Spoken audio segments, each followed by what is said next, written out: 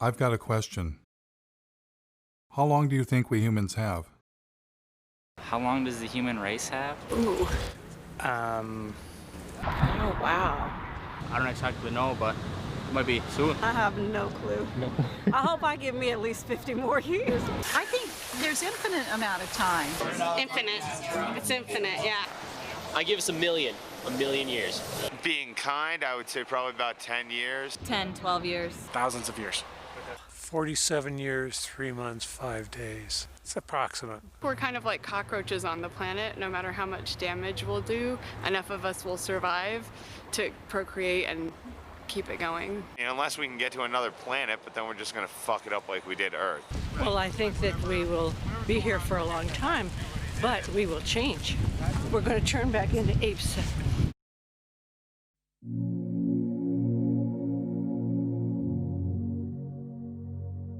Have you ever wondered what would happen if a single species took over an entire planet? Maybe they're cute, maybe they're clever, but lack a certain, shall we say, self-restraint?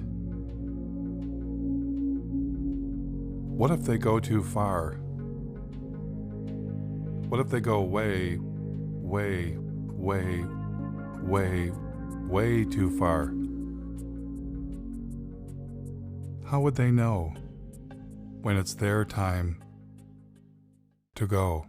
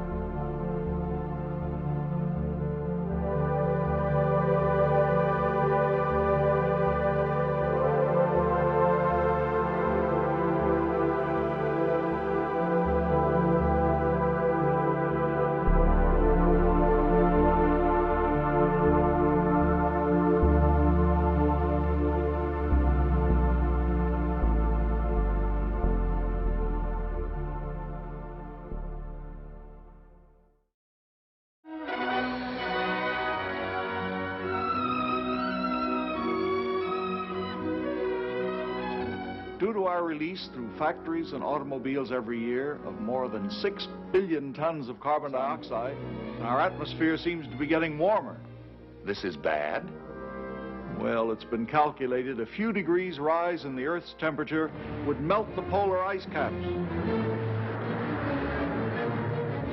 And if this happens, an inland sea would fill a good portion of the Mississippi Valley. For in weather, we're not only dealing with forces of a far greater variety than even the atomic physicist encounters, but with life itself. That was 1958. We've known about the dangers of climate change for 6 decades. Back then, there was so much air pollution it would actually block out the sun. There was so much water pollution, rivers caught on fire. Forget throwing plastic bottles into the water. We tossed our cars in there. We also knew someday we'd run out of oil. For millions of Americans, this may be the worst weekend they've ever faced for finding gasoline to give them the automobile freedom they take as their due. I never doubted humans would find a better way, and I wanted to be part of it. A scientist sounded the alarm, and the modern environmental movement was born. Unless we do bring these chemicals under better control, we are certainly headed for disaster. Students all across the country organized the first Earth Day. At this point in time, it's very, very fashionable to talk about the environment, but as every day proceeds, we find very, very little concrete being done. As for me, you might say I was an early environmentalist. When I was 9 years old, a bulldozer began knocking down the woods near my home. I retaliated by putting sand in its gas tank. When I grew up, I became a tree hugger and moved to the wilds of northern Michigan to build a sustainable homestead and commune with nature. I wired my cabin for solar panels and heated with wood instead of fossil fuels. I wrote about sustainable living and environmental issues for the Mother Earth News and several news outlets.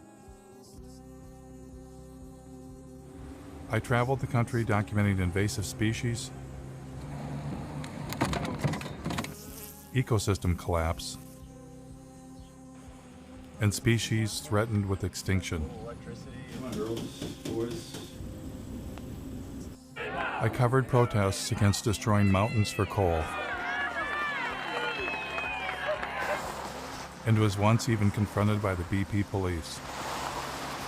You're a journalist? Yeah. By all means, you can take all the pictures you want. Okay. We'll write a report, and then we have to send it to the FBI and the U.S. Attorney's Office. They'll call you. Through all of this, I kept wondering, why are we still addicted to fossil fuels? So I decided to begin following the green energy movement. What better place to check out how our renewable energy revolution is coming along than a solar festival in the Green Mountain state of Vermont, powered by 100% solar energy. Solar. I was having fun and got a chance to ask about getting solar panels installed. You can keep adding, so maybe every time you get a tax return, buy another solar panel. But then a little rain began to fall.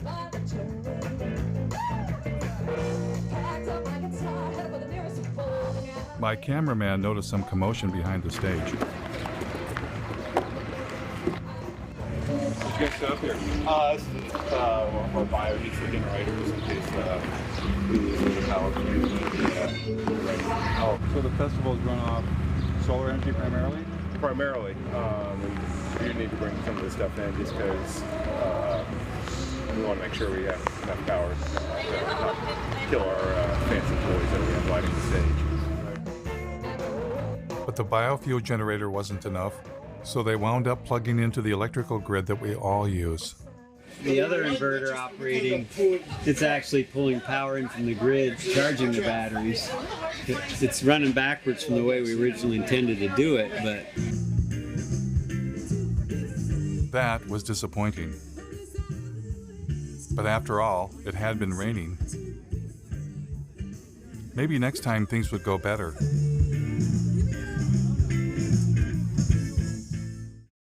Luckily for us, hope was on the way. It's been a long time coming, but tonight, change has come to America. Green activists across the country cheered when newly elected President Barack Obama rolled out $1 trillion stimulus package with nearly $100 billion for green energy.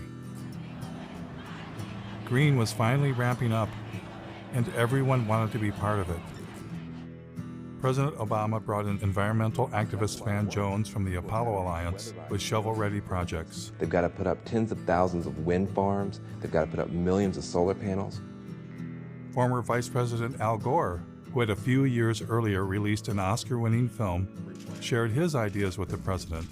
We have the opportunity now to create jobs all across this country, in all 50 states, to repower America. Al Gore had already encouraged billionaire airline owner Sir Richard Branson to invest big time in green energy. Branson is pledging future profits from his airline to the tune of perhaps $3 billion. $3 billion, that's with a B, to fight global warming. Is Al Gore a prophet? I just spelled profit.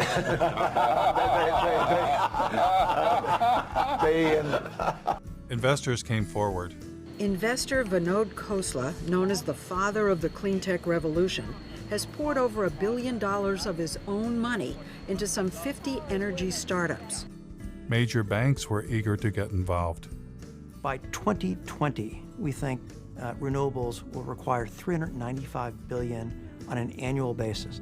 Robert F. Kennedy Jr. was both on the board of major environmental organizations and was leading a green energy investment group. We build wind farms, we build solar farms. Once you build our plant, it's free energy forever.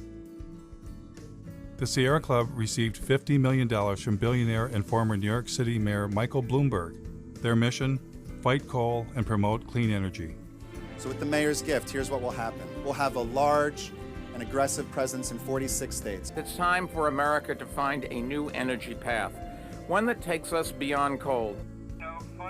And then Bill McKibben, one of the nation's leading environmentalists and author of a breakthrough book called The End of Nature, formed an organization called 350.org with the mission of igniting a global climate movement. Can I show off my necktie for a minute? Because they made it for me yesterday. It's got that 350 on it because it's the most important number in the world. Things were looking up, and the green energy revolution was underway. Michigan had been hit hard by the Great Recession, and hundreds of millions of dollars in green stimulus money was arriving. Now, to do their part for the new green economy, General Motors introduced a new line of electric vehicles. When the Chevy Volt was ready for release, I attended their press conference. So these electric vehicles are ready for public consumption, and we're ready with the infrastructure, with the rates, with the communications.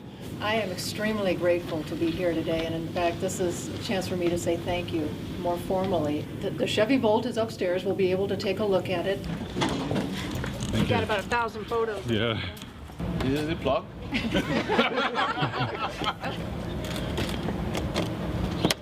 It's as simple as that.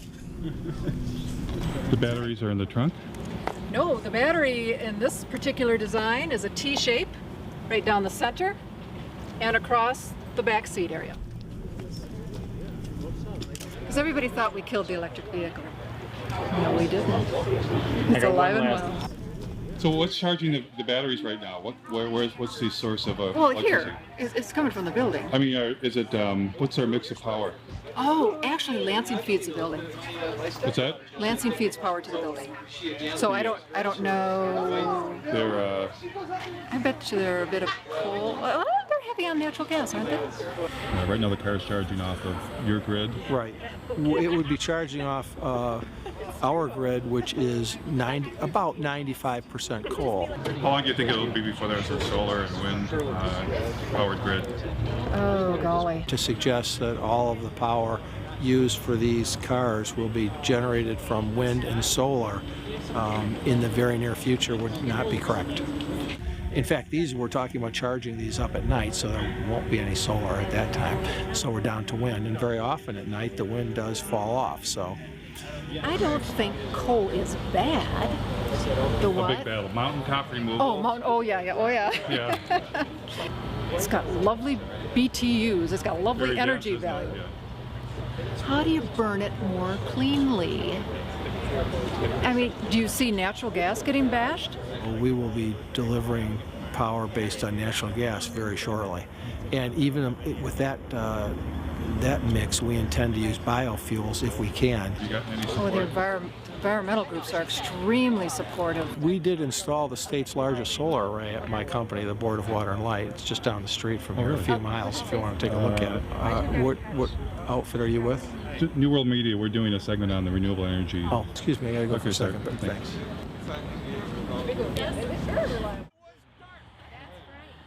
I decided to take him up on his offer to check out their football field-sized solar array right down the street. What we're trying to do with this kind of a tour is get a sense for what they've already done as an indication of what we could do to push the envelope even further.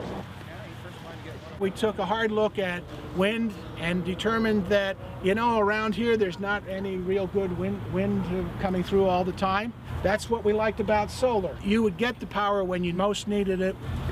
Pass these around, look at them. They are pliable. Made in Michigan, that was another good thing. Although the efficiency of these panels is only about just under 8%. If you happen to be NASA and you happen to own a rover running around Mars, they have very efficient panels. But we can't afford those at about $1 million a square inch. How many homes would this array provide electricity? The standard answer that we tell everybody is we're providing enough to meet the peak requirements of 50 homes. However, for most of the people that look at it a little bit closer, we generate about 64,000 kilowatt hours a year. Our average customer uses about 6,000 kilowatt hours a year. 6,000 into 64 is just a little over 10. We can meet the energy requirements for 10 homes over a year. Will that be an incentive to put more solar on? Well, if you wanted to make all of the energy required for the city of Lansing over a year, well, how about you'd have a solar array that was 3 miles by 5 miles. Right, but we're not going to do that. But I mean, what would? My friend from the Sierra Club wanted him to be more positive, but he was not interested. As a consequence of the big push for green energy, wind farms were rising around the nation, including near my home in northern Michigan. We've done coal and nuclear for years. We've been trying to get in more into the renewable side. These are the largest in Michigan. I think it's 482 foot total. How many yards of concrete? There's 800 yards of concrete in the base, right around 140 tons of re-steel. What are those blades made out of? That's all fiberglass and balsam. They're about 36,000 pounds apiece. This tower will weigh 800,000 pounds when we're done. Then the cell is 220,000 pounds, and the hub and rotor assembly is another 160. It's pretty substantial. They were impressive machines. But is it possible for machines made by industrial civilization to save us from industrial civilization?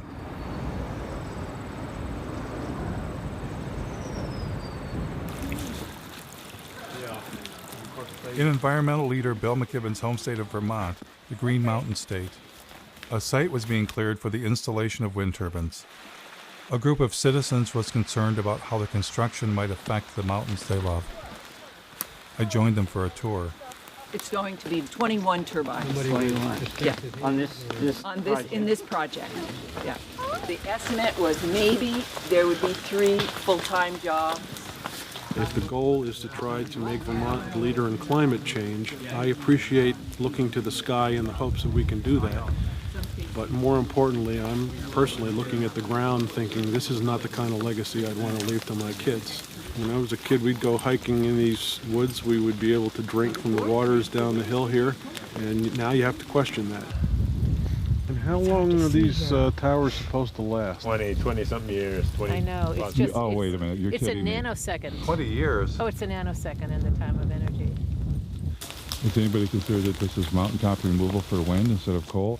Yeah, and we've even had people say if you can do mountaintop removal in Kentucky and West Virginia for coal, then it's about time that the rest of the country shared in the mountaintop removal too. Hello.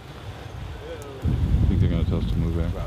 The thing is you've got to have a fossil fuel power plant backing it up and idling 100% of the time. Because if you cycle up or cycle down as the demand on the wind comes through, then you actually generate a bigger carbon footprint than if you just ran it straight. Do you ever go to things where they just go, well, that's not true, it doesn't matter, we're going to have the smart grid? It doesn't make any difference. You still got to have it idling, because let's just say the wind stopped right now. Just stopped for an hour. You've got to have that power. What do you do? I'm a environmental health and safety consultant. I usually work with businesses to help them do things, but I would never work with scum like this. You didn't get me on camera doing this today. Not being judgmental or trying to play God, but we've got to deal with population growth and sustainable resources. We've all got to cut back. All this energy is supposedly going to heat a water park. We can find unique and different ways to waste energy. This is not a Vermont company. I mean, Green Mountain Power will be bought out by Gas Metro, and Gas Metro is owned by Enbridge, as I understand it, which is a big company resource company in Canada, which is exploiting the tar sands, that wants to build the XL pipeline. See, they're all in bed together. Still we don't know the whole story. Have you asked Mr. McKibben to come see that? He thinks anything renewable is good. Yeah. So that's what I've heard people say. This is...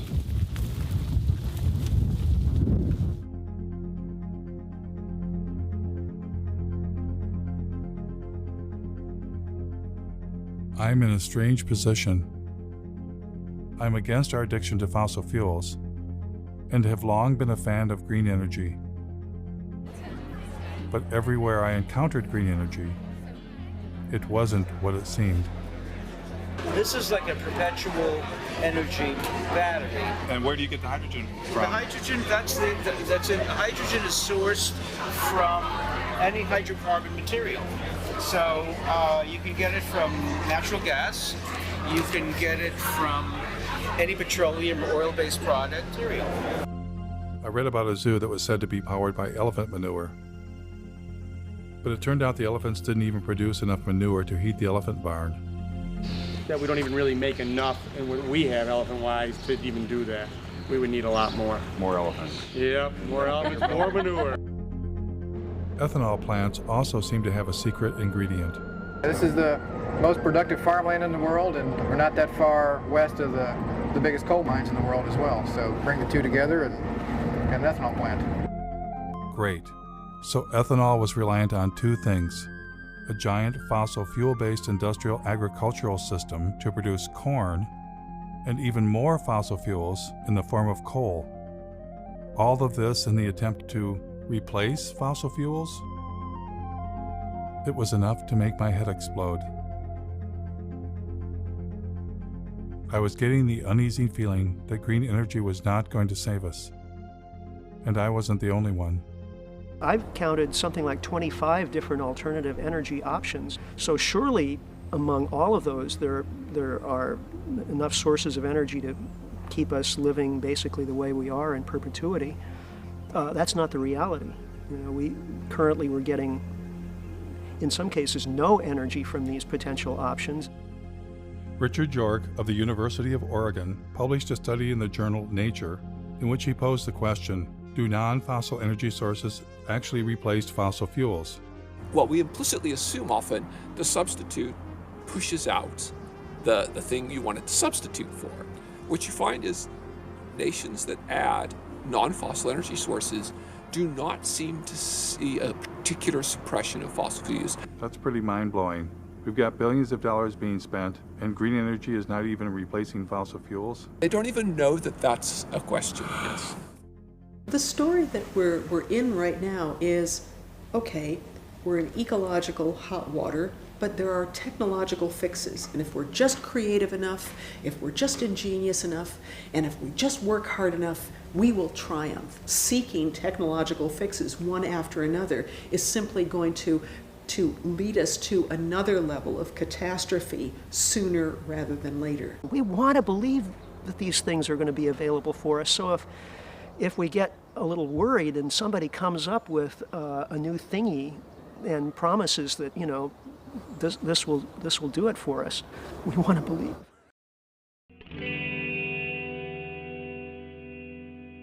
Because we're a little worried. Are we desperate to accept any idea that sounds alternative or green? Are we avoiding looking too closely because we don't want to know the answer?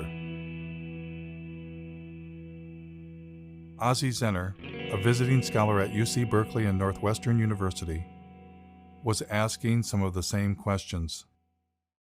I mean, I thought that solar and wind were probably very good solutions. I mean, it wasn't really even that long ago. One of the most dangerous things right now is the illusion that alternative technologies like wind and solar are somehow different from fossil fuels. Well, I hear a lot of the times that solar cells are made out of sand. Have you ever thought about solar panels? The main ingredient that makes them work is silicon or sand. This is the raw material chips are made of, sand. They don't use sand at all. So they use, I'll show you what they... So this is one of the ingredients. It's actually mined quartz.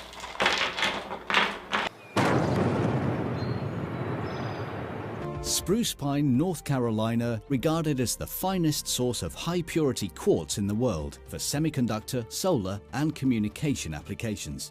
But you can't use sand because sand has too many impurities. So you start with a very high-quality quartz and a very high-quality coal. And then you put those two together into an arc furnace and you melt them. The quartz is then melted with coal in a large furnace at temperatures of up to 1,800 degrees. So you need more coal to do that. So I'll get another coal out. So when we melt these together, we get silicon metal and carbon dioxide. And the carbon dioxide just goes off and you got rid of the carbon, you're left with silicon metal. This is not clean coal. Not clean coal. Ozzy Zenner said it was an illusion that renewables were replacing coal or any fossil fuel. Environmental groups continued telling a different story. We've already seen more than 25% of the U.S. coal fleet has already either retired or is on a schedule to retire. Coal plants were closing, but Ozzy explained that well-meaning people were being misled. NV Energy is now going to go ahead and shut down the plant and go with renewable. One of the largest solar plants, and that's going to happen right behind me. Since you can't replace a coal plant with solar, they're actually replacing the coal plant with 2 natural gas plants. And natural gas is a fossil fuel. This is the Las Vegas cogen natural gas plant. This is one of the facilities that's replacing the coal plant that's being shut down. This is the Sun Peak generating facility. This is the second natural gas plant that was used to replace the coal plant. And you hear the same story in Iowa. Instead of using energy generated by coal-fired power plants, the solar farm will now avoid about 2.1 million pounds of carbon pollution. But then they're building a larger natural gas plant. This is a 650 megawatt natural gas plant. That's 4 times more megawatts than the coal plant over there that it's replacing. And they're doing the same thing in North Carolina, which was the subject of that Years of Living Dangerously series. Duke Energy operates a coal plant right outside of Asheville that is the biggest source of climate pollution in western North Carolina. And we are working to retire that plant and replace it with clean energy. But what they don't tell you is that we're also building a larger natural gas facility. So we'll be retiring the 2-unit, 376 megawatt coal plant. We'll invest $750 million to build a state-of-the-art natural gas plant. When Michael Brune stands up and talks about clean energy, he's using solar cells and wind turbines. This is the new world, 100% clean energy. When Michael Bloomberg stands up and says cleaner energy, he's talking about natural gas. Create cleaner energy, solar, wind, and natural gas. In fact, the Sierra Club's Beyond Coal campaign actually coincides with one of the largest expansions of fossil fuel production that we've ever pulled off, most of that being natural gas.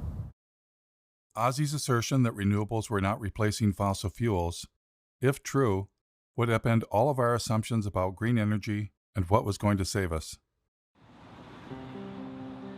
What would happen if I asked the same question to industry insiders? Like, where do solar panels come from? Well, you have to start with a mine. Or, what's stopping us from running the world on 100% solar and wind? Well, intermittency is one of the major challenges. Grid stability. The sun's everywhere except when it's not there. There's a lot of developers that were flocking to California wanting to connect their solar farms and wind farms. The utilities would turn to me and my team to help them look at what the impact to their grid would be. When we add solar cells or wind turbines to a grid, do we get to shut off a coal plant? That's certainly the goal. The problem is, or the difference is that renewables are intermittent. All of a sudden a cloud cover could come over and your solar generation could drastically decrease. And if you don't have something else there to meet whatever the load is at that moment, then you're going to have power outages. So we don't get to turn a fossil fuel power plant off when the sun is shining or the wind is blowing? Well, it's not that easy. We need to be able to back up that power to keep the system steady all the time so it doesn't collapse. Most likely that's through fast-acting gas plants, but also what we call the baseload plants, either nuclear or coal, that are on all the time, but that maybe can be dialed down during the day and dialed up when demand starts rising. Does it affect the efficiency to turn fossil fuel power plants on and off? Oh yeah, they don't like to be dialed up and down. It does make, that's wear and tear for them. Turning them on, turning it off, there's energy used and lost at any time. Kind of like when you turn on your car and off, you use a little extra gas to get it turned on. I do still think you have to maintain a base load of some kinds. What's the solution then? You need energy storage. Without storage, you can't count on it. If you can store the energy that's created off of things that are intermittent, like solar and wind, you can store that, then you're reducing your need for a baseload. But would adding storage like batteries increase the carbon footprint? Yeah, absolutely. In a big way, actually. And as more energy storage gets on the grid, it has a mass scale implication. When I looked up how much battery storage there is, it was less than 0.1% of what's needed. In a couple years, they begin to degrade and need to be replaced a few years later. I learned that the solar panels don't last forever either. Some solar panels are built to last only 10 years, so that it's not as if you get this just magic-free energy, right? I don't know that it's the solution, and here I am helping to sell in materials that would go into photovoltaics. And so to overcome profound limitations of solar and wind, rarely discussed in the media, a new generation of technology was rising in the California desert. What is this? What we're using is a field of mirrors to focus sunlight onto a tower. The power plant itself, at 377 megawatts, will be the largest of its kind in the world. This will become the biggest solar plant in the world.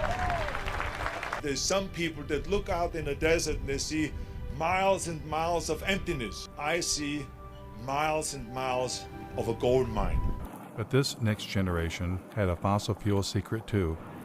This solar facility burns natural gas pretty much every morning in order to get started up. How long do they have to burn it for? Hours usually. This is the incoming natural gas for the facility. This plant would work about as well without natural gas as I would without coffee in the morning. Or maybe how you would be without food. Without food, yeah. They have to file for acid rain permits for nitrous oxide emissions. They have to apply for carbon offset permits because they're producing carbon dioxide here, so they have to offset that. The whole thing is built using fossil fuel infrastructure, from the concrete to the steel to the mirrors to the backing on the mirrors. The sun is renewable, but the solar arrays are not. Oh, come on. There's got to be something renewable. So, glass is renewable. Glass is not renewable. Iron's renewable. Aluminum, that's renewable. I recycle my pop soda cans. I know it's renewable. Yeah, the problem with all of these materials is that it takes an incredible amount of energy to mine and process all of the materials that go into building something like this. You use more fossil fuels to do this than you're getting benefit from it. You would have been better off just burning the fossil fuels in the first place instead of playing pretend. That green energy has nothing to do with fossil fuels is apparently a story only meant for you and me. Here is Robert F. Kennedy Jr. speaking to oil and gas company insiders. It's a combination solar gas plant. It's a turbine that we just take from a gas plant, suspended from a big scaffolding, a tower, and surrounded by giant mirrors in the desert. The plants that we're building, the wind plants and the solar plants, are gas plants. What kind of game is being played here? Well, we're basically just being fed a lie. For instance, you'll hear about Germany running on wind and solar. 35% right now. 50% of their power. There were days this past summer when the Germans were generating 80% of their power from the sun. But Germany is still Europe's largest consumer of coal. Aber wenn in dieser Region die meiste Kohle gefördert wird, dann ist ja auch hier der größte CO2-Ausstoß. Only a small fraction of their energy actually comes from wind and solar. In fact, Germany just built a large terminal to import natural gas from the United States. Elon Musk, the founder of Tesla, when he announced his Gigafactory battery plant, he said it would power itself with wind and solar energy. Through a combination of geothermal, wind, and solar, it will produce all the energy that it needs. But in fact, it has lines connecting it to the same electrical grid that we're all connected to.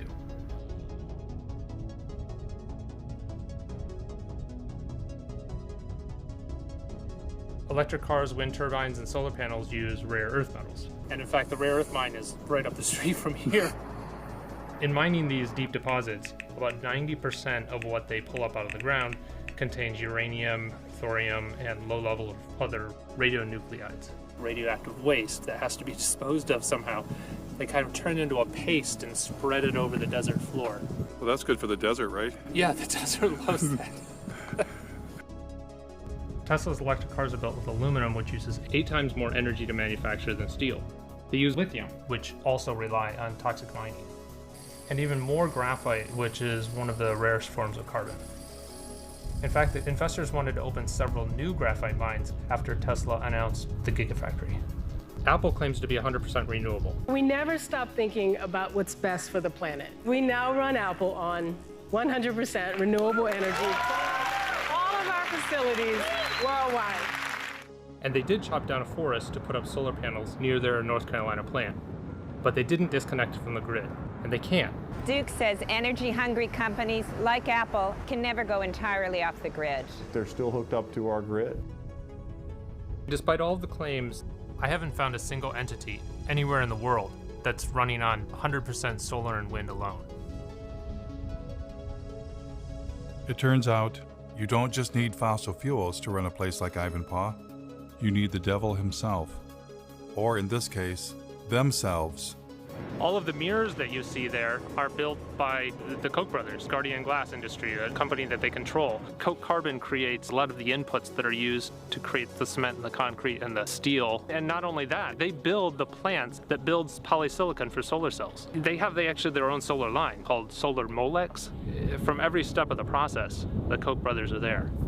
But they're the evil doers. Yeah, the funny part is that when you criticize solar plants like this, you're accused of working for the Koch brothers. That's the idiocy in all of this. This absolutely cannot extend civilization's life. This relies on the most toxic and industrial processes that we've ever created.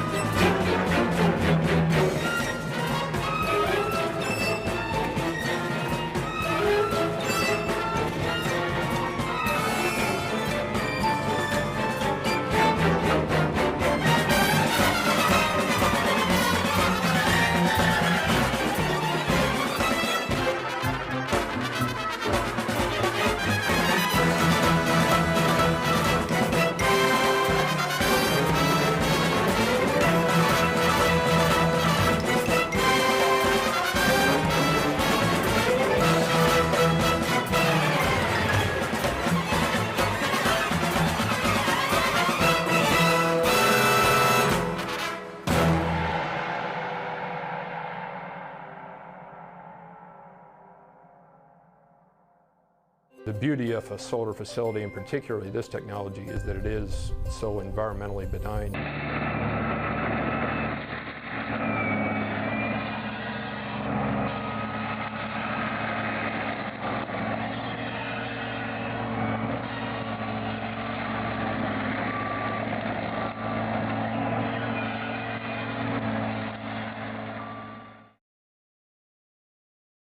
I too had once thought deserts could be sacrifice zones. I was wrong. Deserts are not dead. They are in fact full of ancient life.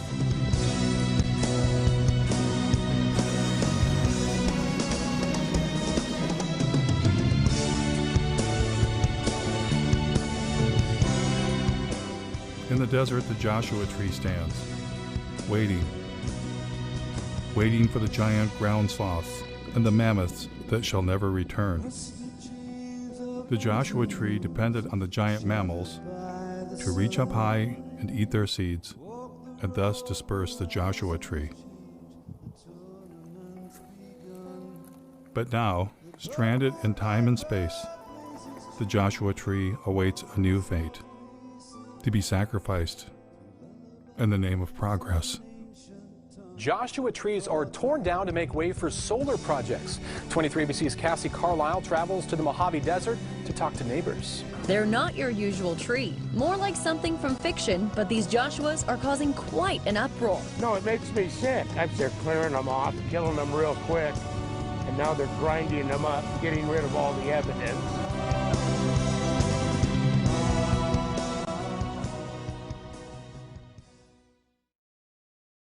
Not far from Ivanpah Solar, Daggett, California was home to several generations of solar arrays, including some of the first on the planet.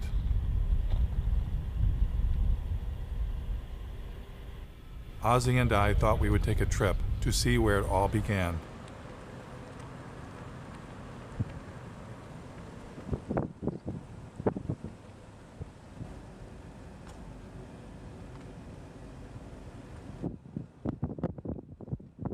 One of the sunniest places in the planet, really. The center of the solar industry. And they've been building and dismantling and building arrays here for about 40 years. Then we happened to run into the mayor of Daggett. I know the solar plants out there. My husband, back in, I'd say 83, 84, they worked out there building that solar plant out there. Yeah, the SEGs. And everybody here worked. How's that held up? Is it the job still here? No. Jobs went bye-bye. They have their normal people that run the plant operators and stuff like that, the big wigs, you know, they have that. Where that energy's going, I don't know. Were you originally optimistic that the solar would bring more jobs in the development with people? We really did. A lot of things come into this town, they come and go. They go really fast. Did you see this? Then Ozzy and I discovered that the giant solar arrays had been razed to the ground. Oh my God. I mean, this was huge. It suddenly dawned on me what we were looking at. A solar dead zone. Look at the blowing sand. Yeah, there's sand everywhere. There's sand dunes forming around this area. Wow.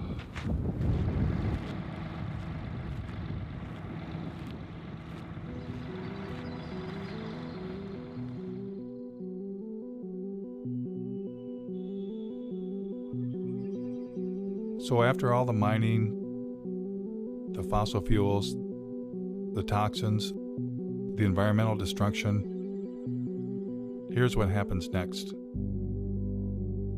Only a few years after it was built, things at Ivanpah began to fall apart. Broken mirrors littered the desert. Yes, these giant solar and wind technology installations may last only a few decades, then tear it down and start all over again. If there's enough planet left.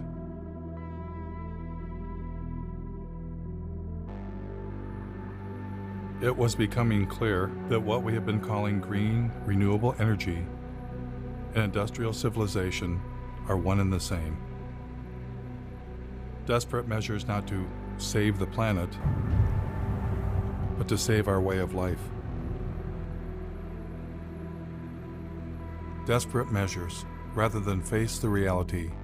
Humans are experiencing the planet's limits all at once. Every different perspective I look at and imagine, well, we could do more of this or go to a larger area or use more of that. Well, it turns out there isn't more. I looked at marine production and fish production and found that peaked 20 years ago. More and more of what we eat is from fish farming. The current acres of actively farmed land, that is peaked also. The rivers are already being irrigated to about the limits of what they can sustain. The Colorado River doesn't get to the ocean anymore. Well, then you start looking at groundwater, the southern Great Plains, and I think they can almost predict when they will run out of groundwater, and it's in a decade or two.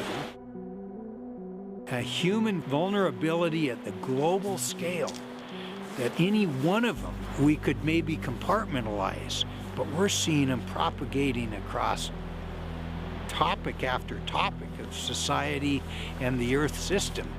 And I don't think the people in charge are near nervous enough.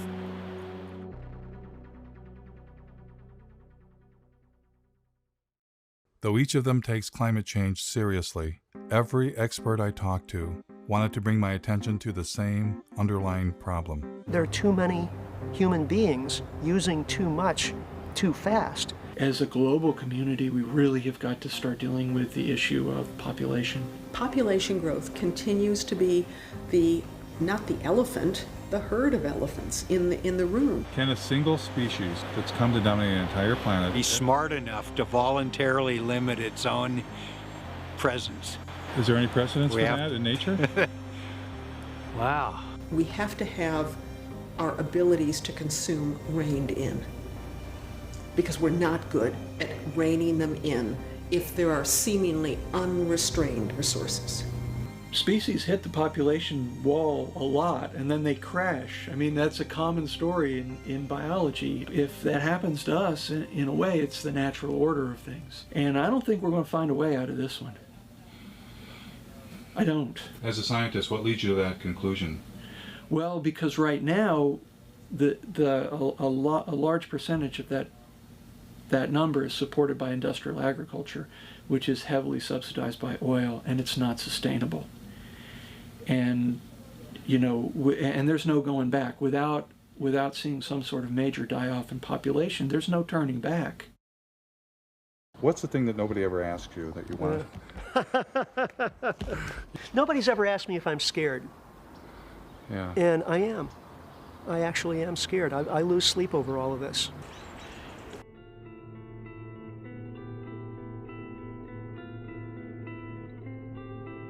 It took modern humans tens of thousands of years to reach a population of 700 million. And then we tapped into millions of years of stored energy known as fossil fuels. Our human population exploded. It increased by 10 times in a mere 200 years. Our consumption has also exploded, on average 10 times per person, and many times more in the Western world.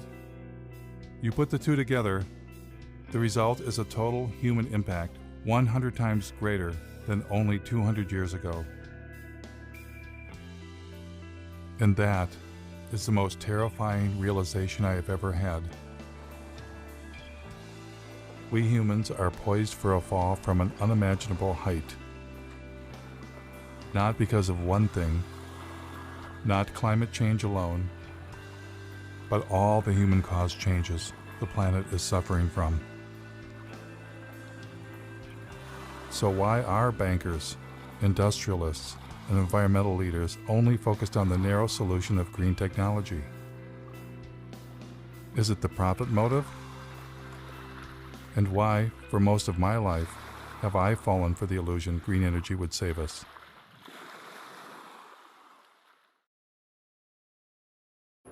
Clearly, to answer this question, I needed professional help. Keep my stuff, but that ever. No. I'd never heard. I'll just be honest with you about my dilemma. You can be my, clinical, social, psycho.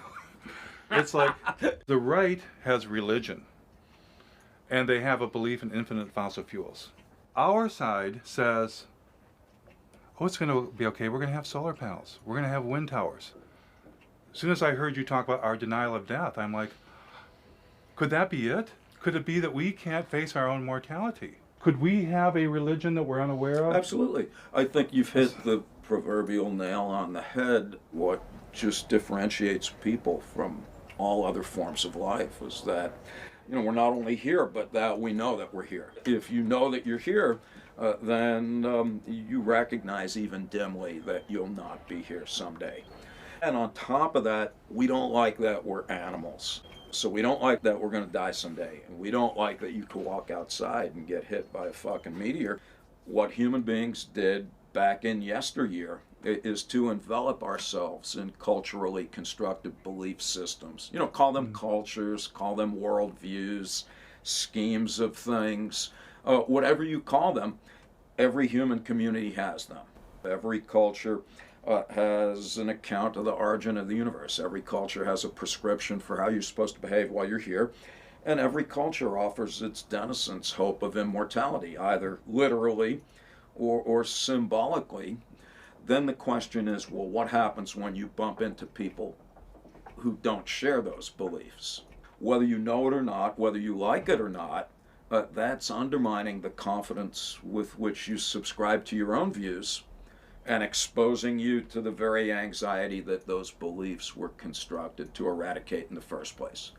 If we're to make progress, whatever that word means, or even to persist as a form of life, we're going to need to radically overhaul our basic conception of who and what we are and what it is that we value. Because the people that you referred to earlier, both on the left and the right, that think we're going to be able to discover more oil or solar panel ourselves into the future, where life will look pretty much like it does now, you know, only cleaner and better. Either with more oil or greener Correct. or both. I think that's just frankly delusional. What I'm hearing is that if I haven't come to grips with my own anxiety about death and life and presented with a reminder of that, yeah, I'm highly likely to make some tragic decisions for the community. Yes.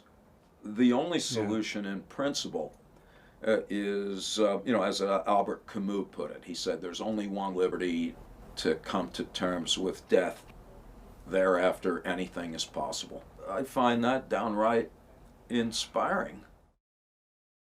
As for our environmental leaders who dwelled in comfortable illusions, how tragic of decisions were they capable of making? I was about to find out.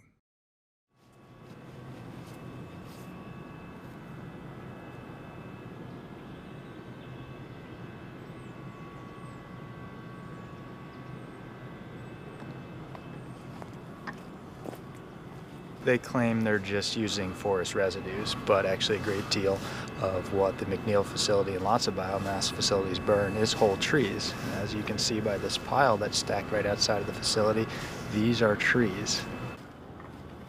It turns out that the biggest source of green energy in Vermont is something called biomass, burning trees to create electricity. This is definitely not the way, and that the first step is actually looking at our lifestyles and how we can reduce our energy consumption. This is all the ash that has varying levels of toxic metals, a great deal of radiation, as these trees have been absorbed. Oops, there's a... You're in unforbidden territory here. Are we? They asked both of you to come up to our office, okay? Is that something you're interested in doing? It's not an interest. You got 5 seconds or I'm calling 911. Okay. You got 2 individuals here. Police will be down here in about 2 minutes. So you asked us to leave and we're doing so, I'm so not we're not asking you to trespassing. leave. I'm asking you to come up to the office. Okay, thanks for the offer. Maybe next time. You got everything here.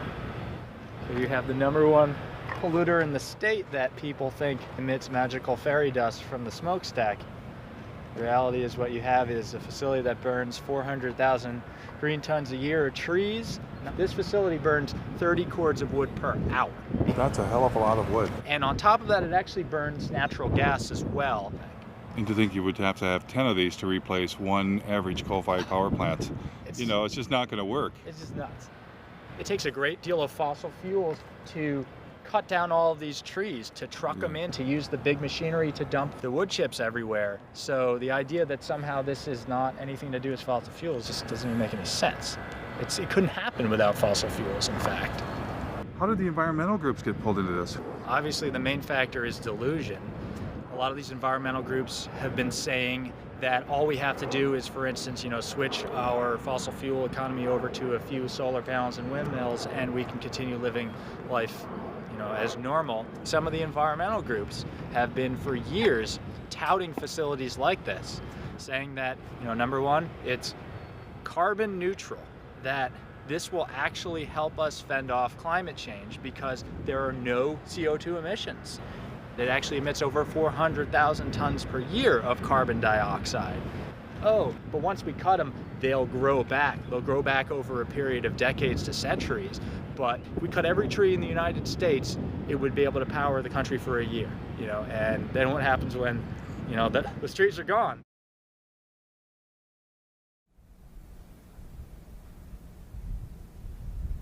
I discovered biomass plants were not even always biomass plants. This is actually a solid waste incinerator that's posing as a biomass plant. The impact on this community is severe. The plant is right next to its Head Start school for preschool kids.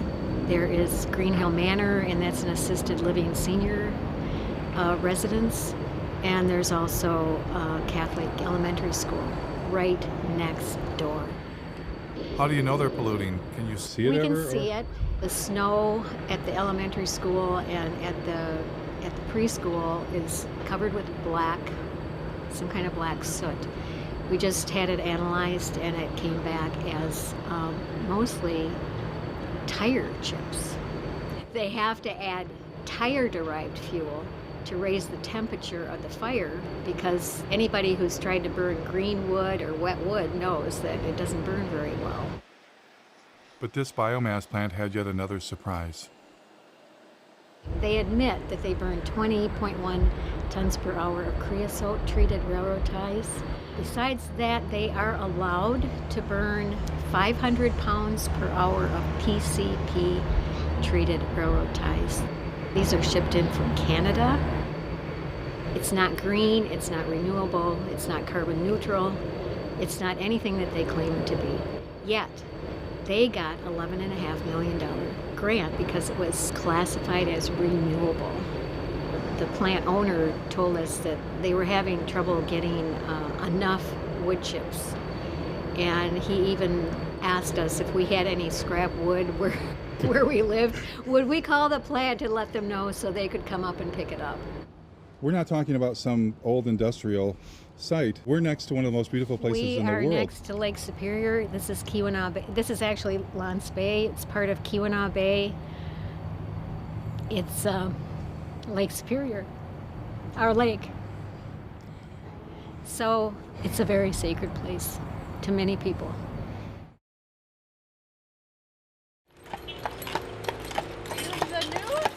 No, there's supposed to be a climate change rally.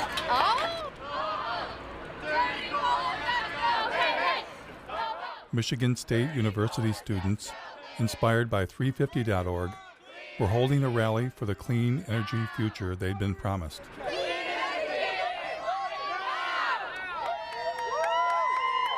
Imagine when I found out that it is the largest on-campus coal plant in the nation. The goal is to get the whole world moving beyond fossil fuels. He wants to do a 350 sign on the steps of the... But it turned out Michigan State had a form of green energy in mind the students did not support. The university contracted with a energy contracting company. They put together like a modeling tool.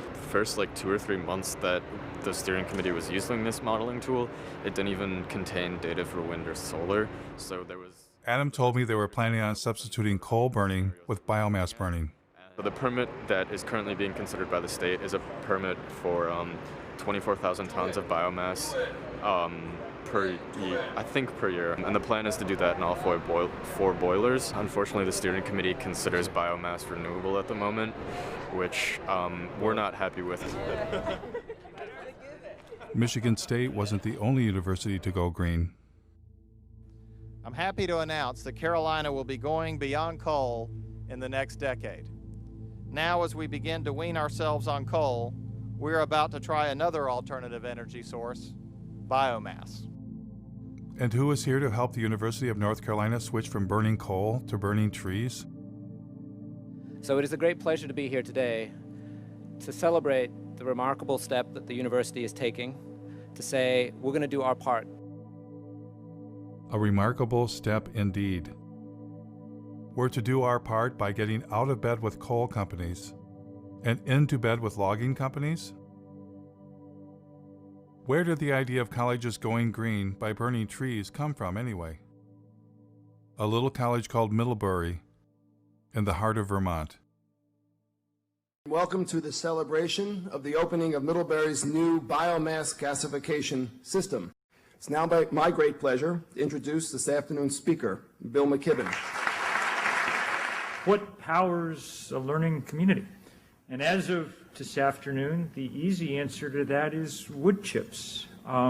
It's incredibly beautiful to stand over there and see that big bunker full of wood chips. You can put any kind of wood in, oak, willow, whatever you want. Pretty much anything that burns, we can toss in there if we can chip it down to the right size. And there are very few similar cases any place in this country of that kind of change over that scale. But it shows it could happen anywhere, and it should happen anywhere. In fact, it must happen everywhere. It must happen everywhere. And now it's time for a nature break, enjoying our sustainably managed Michigan forests. If you walk through here and you look, there's virtually nothing growing. A little bit of grass occasionally. And it seemed that biomass plants indeed were suddenly everywhere. Like this one in Cadillac, Michigan. In Detroit, an incinerator that burned garbage was considered green. The Detroit incinerator is known to emit horrible smells and pollutants that neighbors say make them feel sick and put their health at risk. It's a stink. It's a horrendous stink. A proposed biofuel plant for the Upper Peninsula of Michigan would consume trees from tens of thousands of square miles. In order to create 40 million gallons of ethanol, they were going to have to use up over 1 million tons of green wood. We pointed out that they were going to be using more natural gas than they were going to be creating ethanol to displace the natural gas. If you continue to do this, you're going to be fertilizing the forest. Fertilizing the forest with fossil fuels. Fossil fuel-based, right, fertilizers. Made from natural gas. Yeah.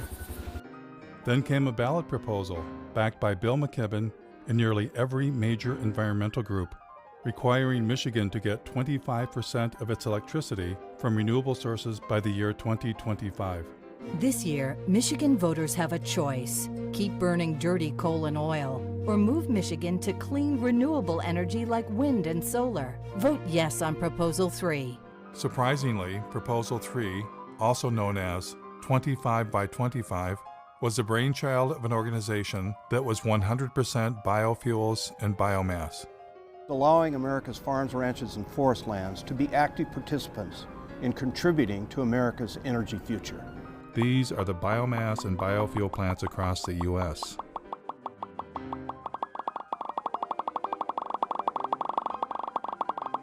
How did this happen? And it wasn't just the USA, it was all around the world.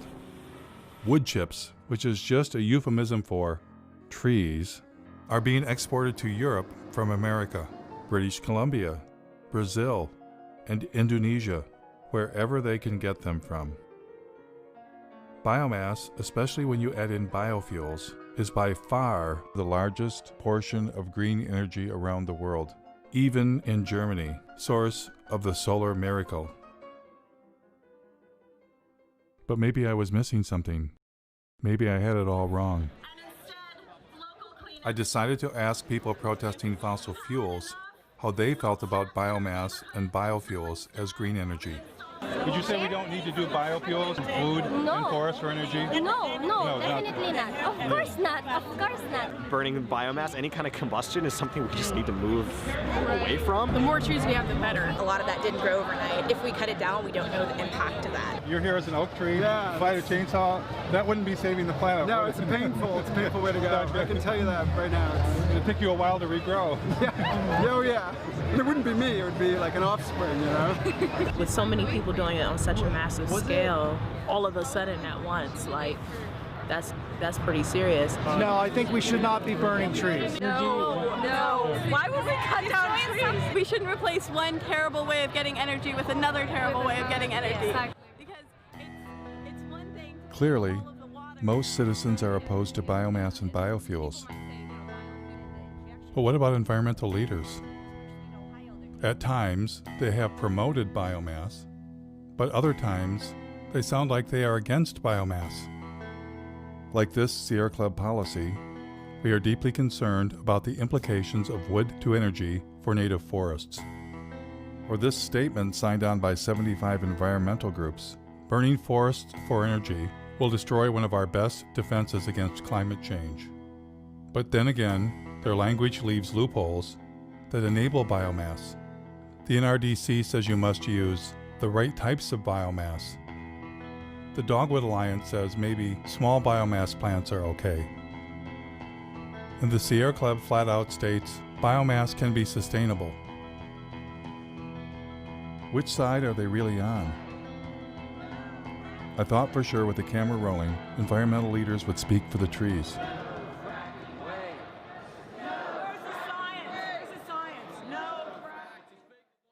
We're here to tell a story about what the forests of this state, of our Commonwealth, mean to us. Does your organization have any stance on that? I'm not sure I would say we support it as much as we can wrap our heads around it. We've almost made a peace with the timber industry. I'm just curious, what's your group's stance on using forests for biomass? Biomass is renewable, biomass is sustainable. And I'm with Clean Water Action. We don't really have a stand on it. If the director of the Sierra Club was here, she'd be able to talk your ear off about it. I'm the director for the Sierra Club in Pennsylvania. Does the Sierra Club support or not support biomass? I'm not totally prepared to talk about our policy on biomass today. Our position is somewhat nuanced, so I just want to be, careful not to. So you're with 350? I am. Does 350 have a position on biomass? Because I'm kind of actually... I can't really speak for 350. Do you personally have an opinion about whether we should be burning trees for green energy? No, I don't have an opinion on that. I like a fire. One of my biggest concerns as an environmentalist is that we're starting to burn trees. So there are tree burning power plants. Are you aware of the problems with biomass or biofuels? Yeah. I'm not as aware of that as I could be or I should be. Jeff Gibbs, working on a documentary in Michigan, where I live, where I'm from. There's large plants that burn trees for energy, and pretty much whole trees chipped up. Do you have a thought about whether that should be part of green energy or not? Well, the great thing about green energy is you don't have to pick a favorite. Jeff Gibbs. Oh, hello. My biggest concern is that in Germany, for instance, they're moving towards solar and wind, but 60% of their actual energy is coming from biomass. 60% of what's considered renewable energy. Burning trees for energy? I don't know the details out of Germany. What Germany's really doing is a lot of sun and wind, and that's really powerful to see. I'd like to see us come out against any burning of trees for clean energy. Would you? Although I confess I stoke my wood stove almost every night of the winter, so I'm not the right person. But designating green energy for power plants. Yeah. I don't know. It's not what today's about. We're on the... But we're burning trees instead of fossil fuels. This is from Taiwan. Oh, good. And we're wondering that what role do you want to play in this market? I think the biomass question is a non-starter.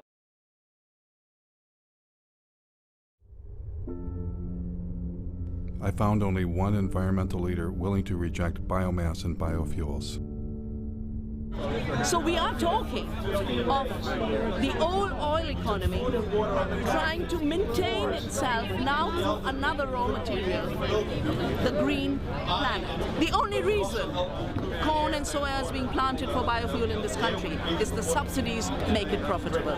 I think the big crisis of our times is our minds have been manipulated to give power to illusions. We shifted to measuring growth, not in terms of how life is enriched, but in terms of how life is destroyed. Her honesty was refreshing. But as for the rest of them, I wondered, what are they hiding? And why are they hiding it? Is it their ignorance?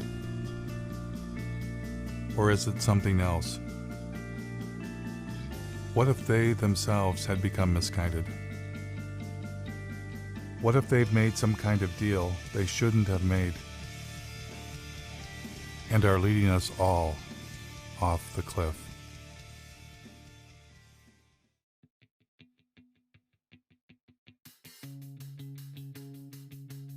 It was long past time for me to come to grips with the other elephant in the living room, the profit motive.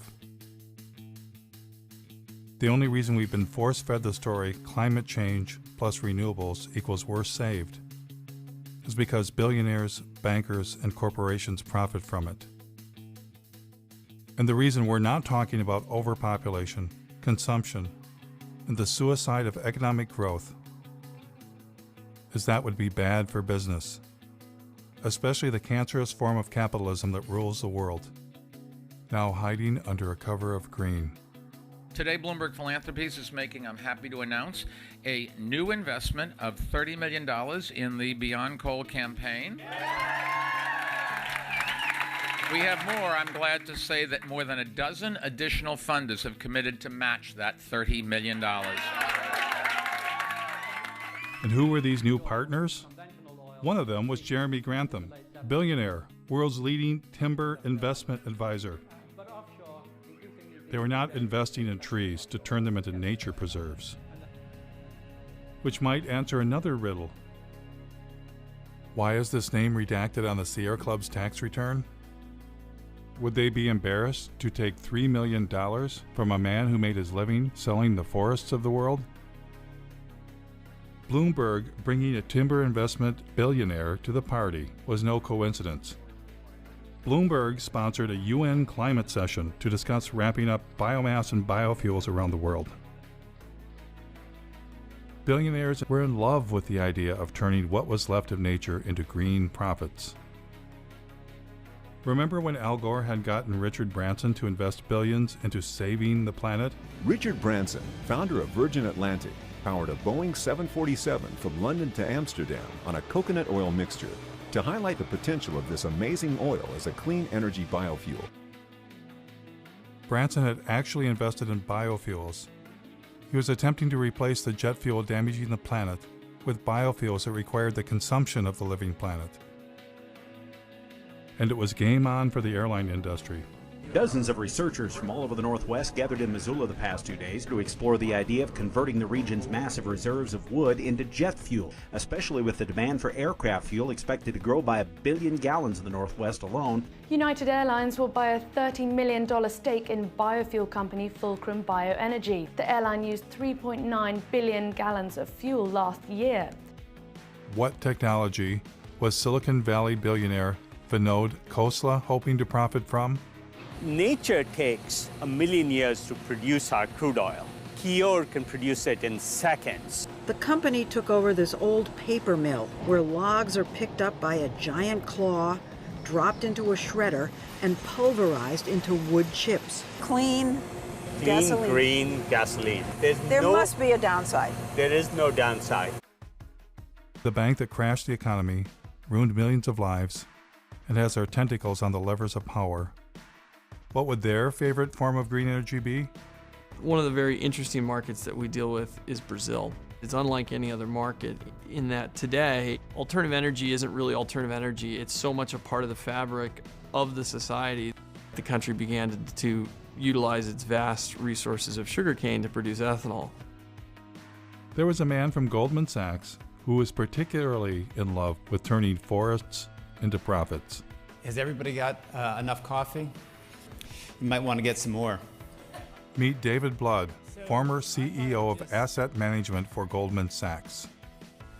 How much money did Mr. Blood believe should be invested in green energy?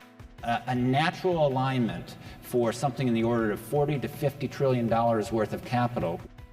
$40 to $50 trillion.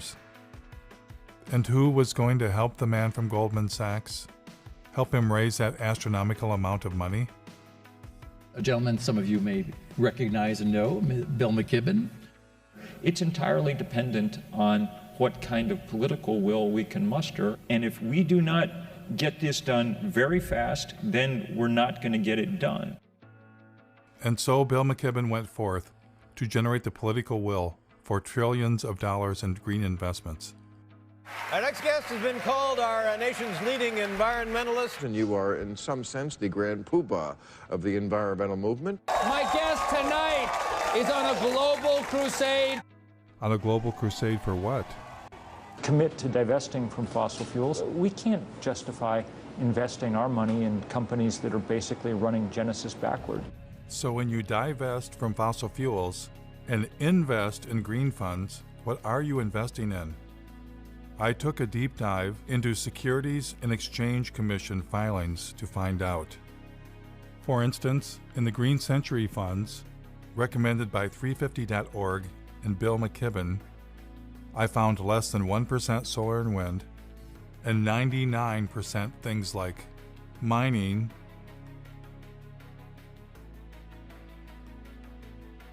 oil and gas infrastructure companies, including a tar sands exploiter, McDonald's, one of the companies driving meat consumption across the planet, Archer Daniels Midland, one of the world's largest producers of biofuel, Coca-Cola, the largest creator of plastic pollution on Earth, logging and paper companies, including one that brags about biomass burning, and banks. Lots of banks, including BlackRock, the largest financer of deforestation on Earth. The business that they're engaged in is actually destroying our life support system. The Sierra Club also partners with a green fund called Aspiration. Aspiration also includes dozens of companies profiting from the destruction of the planet, including Chevron, ExxonMobil, Chesapeake Energy. In order to maximize the production potential of the well, the shale formation will be hydraulically fractured. The Russian gas giant Gazprom. Gazprom owns the world's largest explored gas reserves, 36 trillion cubic meters. And in perhaps the most bizarre twist of all, the Sierra Club's Green Fund's biggest holding is Enviva, the world's largest consumer of forests, to be incinerated in green energy biomass plants.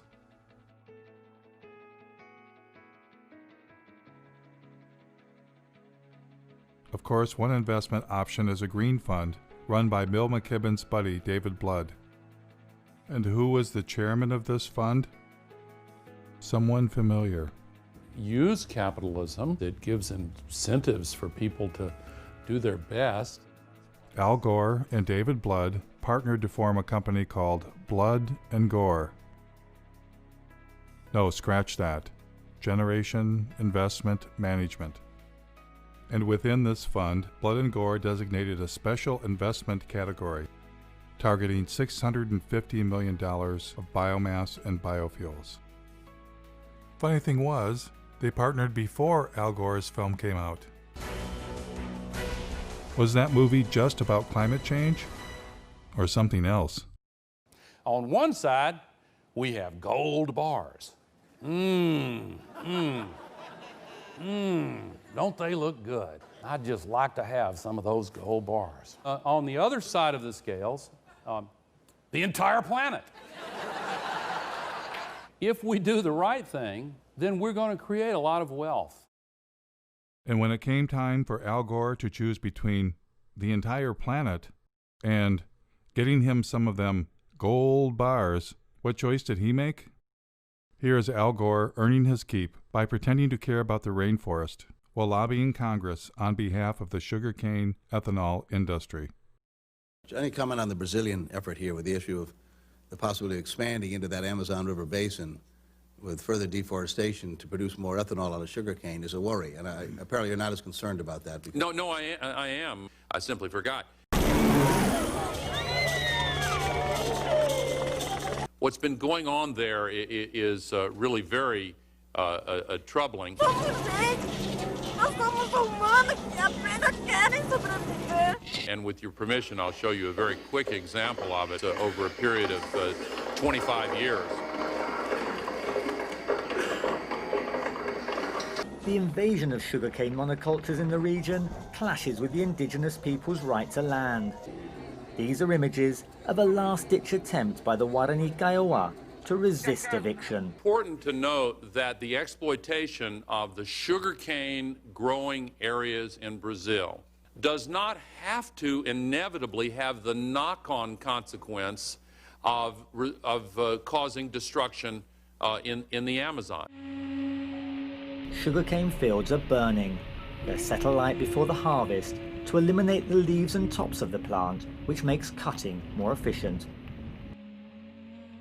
Environmentalists blame the seemingly endless sugarcane fields for air and water pollution on an epic scale. And along with deforestation, the threat it poses to the environment is becoming clear. Once the indigenous families were expelled, the landowners set their homes on fire.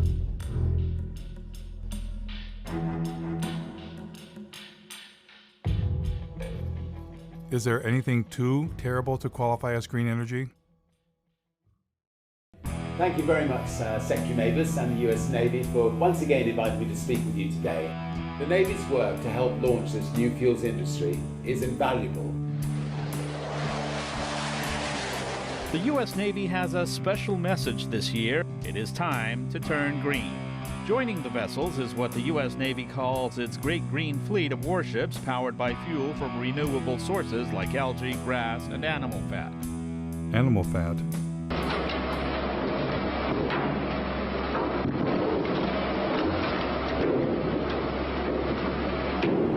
The next time you fill up at your neighborhood gas station, you might find yourself pumping a little alligator into your tank. That's right, UL Lafayette researchers have developed alligator fat into a renewable source for biofuels. And once we run through the animals, what's next? GE, who brings you nuclear energy and wind turbines, is ready with a plan. I believe that liquid fuels, chemicals are eventually going to have to be made from sustainable raw materials. We believe that seaweed is one of the most attractive opportunities.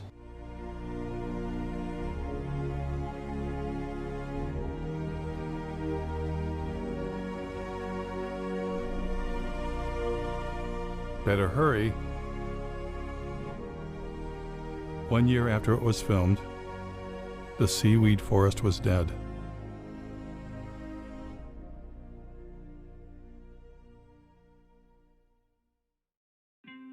You might ask yourself, how could men destroy what remains of nature to enrich themselves? Well, that's why they're billionaires, and you're not. The takeover of the environmental movement by capitalism is now complete. Environmentalists are no longer resisting those with the profit motive, but collaborating with them. The Nature Conservancy is now the Logging Conservancy. We will capture the most important pieces biologically, and there will be another large block sold to timber investment groups. The Union of Concerned Scientists has become the Union of Concerned Salesmen, having taken millions not for science, but to create markets for electric cars. The Sierra Club sells electric cars and solar panels right from their website. The best thing about Sungevity is that they make it easy for you. All that you have to do is to say yes. The New York Times partners with ExxonMobil to bring you the good news about biofuels. Algae-derived fuel could help us meet growing demand. Treehugger.com, which claims to be the largest single source of environmental news, was founded and funded by Georgia Pacific, a logging company. In fact, they are neighbors. Georgia Pacific is owned by our friends the Koch brothers, who are likely the largest recipient of green energy biomass subsidies in the United States. Yes, the merger of environmentalism and capitalism is now complete. But maybe it's always been complete. How is 350.org funded? Well, not very well. Who are your funders? Sure. To the degree that we have any money at all, it's come from a few foundations in Europe and U.S. Let's see. I'm trying to think who the biggest funders are. There's a foundation based in Sweden called, I think it's called the Rasmussen Foundation, that I think has been the biggest funder. So you don't get money from Pew or Rockefeller or any of those big... No, we did. Rockefeller Brothers Fund gave us some money right when we were starting out. That's been useful too. But they no longer fund you? I don't know. I don't have a sort of really funder sitting in front of me. That's usually something that people know. Rockefeller's been one of our is a great ally in this fight. You just sold your TV network to Al Jazeera. Right. And that government is basically nothing but an oil producer. Gas mainly and oil. Your take on that, about $100 million pre-tax from a country that bases its wealth on fossil fuels. Isn't there a bit of hypocrisy in that? Well, I get the criticism. I just disagree with it. I'm proud of the transaction. You couldn't find for your business a more sustainable choice. What is not sustainable about it? Because it is backed by fossil fuel money. I get it. I get it. And so, if you got yourself an environmental movement and environmental leaders, why not buy the holy day itself? Happy Earth Day!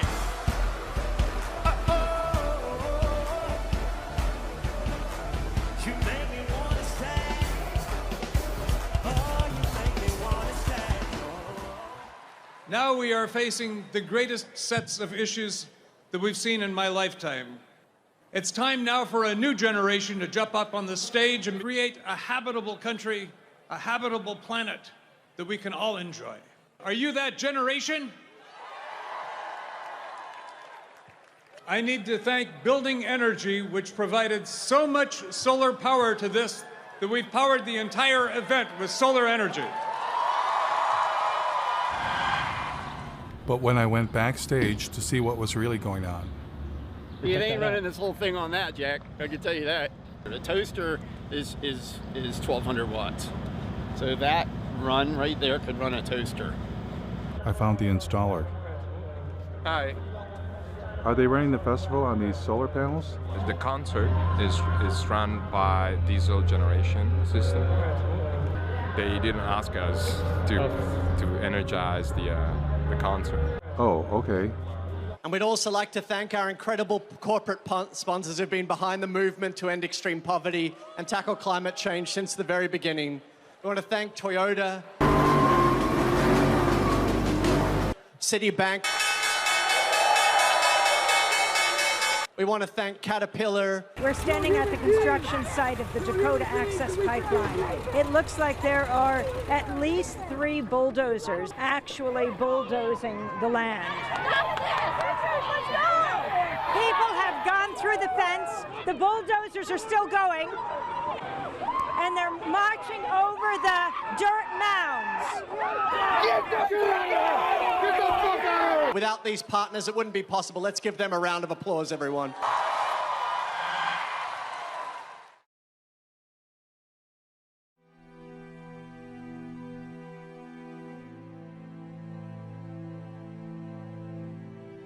Now I know this all might seem overwhelming. It's the kind of thing that we normally don't try and think about. But by not thinking about it, it stands a good chance of doing us in. I truly believe that the path to change comes from awareness. That awareness alone can begin to create the transformation. There is a way out of this. We humans must accept that infinite growth on a finite planet is suicide. We must accept that our human presence is already far beyond sustainability and all that that implies. We must take control of our environmental movement and our future from billionaires and their permanent war on planet Earth. They are not our friends.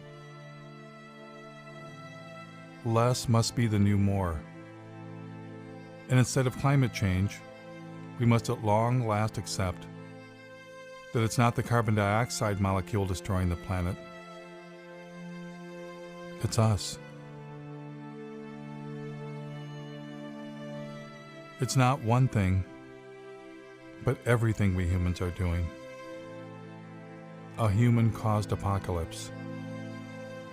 If we get ourselves under control, all things are possible. And if we don't,